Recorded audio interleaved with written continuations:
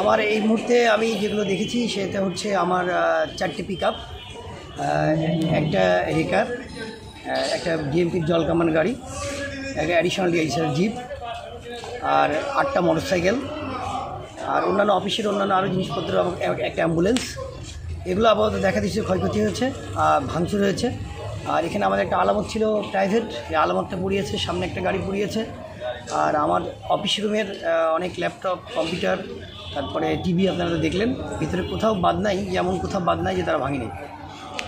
আমরা এগুলো আসলে আরও কিছু দেখব, দেখার পরে সব মিলিয়ে দেখব, মিলিয়ে তারপরে আপনাদের অ্যাকচুয়ালি কতগুলো কী ক্ষতি হয়েছে পরে বলতে পারবো।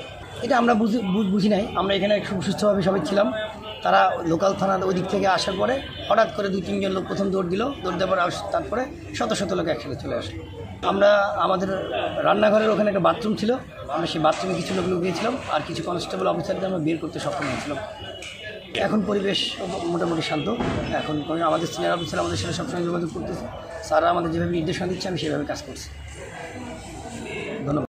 থানার অফিসার ইনচার্জ বলছে মোহাম্মদ রকিবুজ্জামান।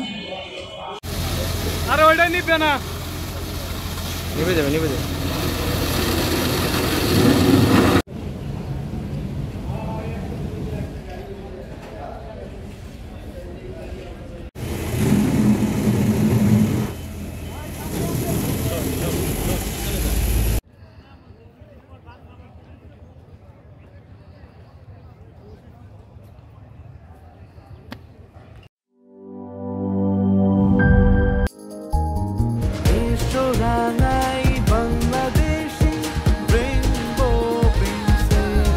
রেইনবো পেইন্টস, ছড়াও জীবনের রং।